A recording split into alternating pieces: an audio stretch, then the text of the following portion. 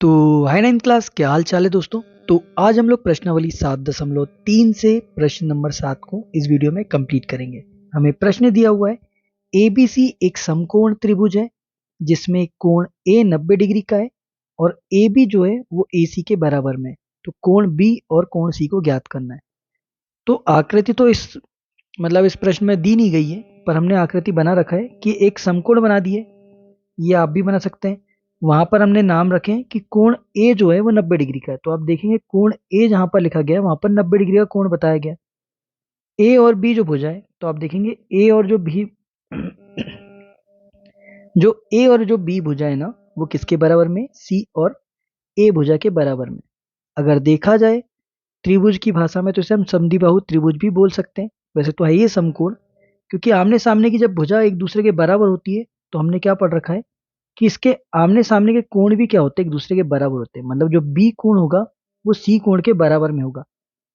ठीक है, बस जो जो चीजें मैं बता रहा हूँ आप समझते जाइए, हर एक चीज आपकी काम आने वाली है इस प्रश्न में।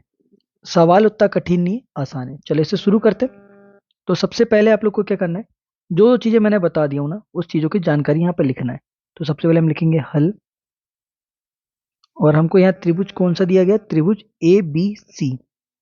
अब त्रिभुज ए बी सी में त्रिभुज एबीसी में आपको क्या क्या जानकारी है कि हमें पता है कि जो ए और बी भुजा है वो किसके बराबर में है, वो ए और सी भुजा के बराबर में। और मैंने ये भी बताया कि कोण जो बी है वो कोण सी के बराबर में है। तो यहां पर आप लिख दीजिएगा कि समान भुजाओं के सम्मुख कोण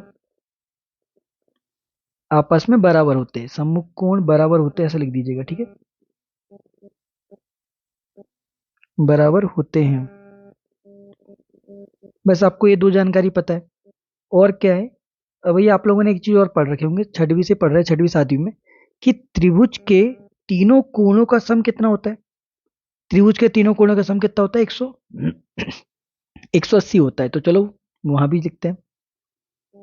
अब आपको क्या लिखना है कि त्रिकोण ए बी सी, देखो एक एक कोण के बारे में लिख रहा हूं मैं ना, ए बी जो बीज वाला नाम आता है वही कोण होता है। तो कोण ए बी सी प्लस कोण बी सी ए, बी सी ए प्लस अब आखिरी कोण क्या है, सी ए बी। तो कोण सी ए बी, ये तीनों ही कोण किसके बराबर होने वाले, 180 डिग्री के बराबर में होने वाले।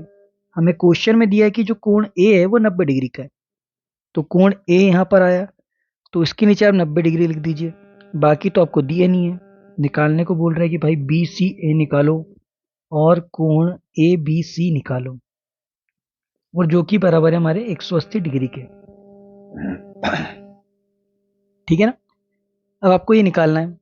और एक चीज आपने ऊपर कर रखा है, यहाँ पे मैं इसका एक ऐसा डब्बा बना देता हूँ ताकि आप लोग बिल्कुल ना कंफ्यूज ना हो कि कोण जो बी है ना वो कोण सी के बराबर है। अच्छा चलो भाई, और क्या है आगे। तो हमने पढ़ रखा है जो बी है ना वो सी के बराबर में है कोण, है कि नहीं। तो मैं इसको ऐसा लिख सकता हूँ ना कि ये सी वाला जो कोण है वो इसके बराबर में है। तो मैं इसको ए बी सी तो लिखूंगा, और बी सी ए को भी मैं कोण ए बी सी लिख सकता हूँ। ठीक है ना। अब बराबर में हमारे पास क्या है, 180 है। अब बोलोगे सर 90 कहाँ गया, भाई 90 का पक्षांतर कर दिया मैंने, इधर प्लस में है तो उधर जाके क्या हो जाएगा, माइनस में हो जाएगा। तो यहां पर क्या हो जाएगा, ये 2 कोण ए बी सी हो जाएगा और यहाँ पर 90 डिग्री हो जाएगा। ए बी सी अपनी जगह में रहेगा, 90 डिग्री के बटे में आ जाएगा 2, यहां से एक कट जाएगा तो ये 45 डिग्री आ जाएगा। तो आपको कोण ए बी सी का मान कितना मिल गया है, 45 डिग्री मिल गया है। सर आपको तो बी का तो मान निकाल दियो, अब सी का मान क्या है, भाई सी का मान भी निकल गया ना। हमने तो साफ साफ बता रखा है कि कोण बी बराबर कोण सी है। अगर कोण बी का मान 45 है तो कोण सी का मान भी 45 होगा। यहाँ पे सवाल हो जाता है सिद्ध, और ये सवाल हो जाता है खत्म। अगले प्रश्न नंबर 8, और इस प्रश्नावली का मेरे ख्याल से इस प्रश्नावली क्या इस अध्याय का भी आखिरी प्रश्न होने वाला है। तो मिलते हैं उस सवाल में।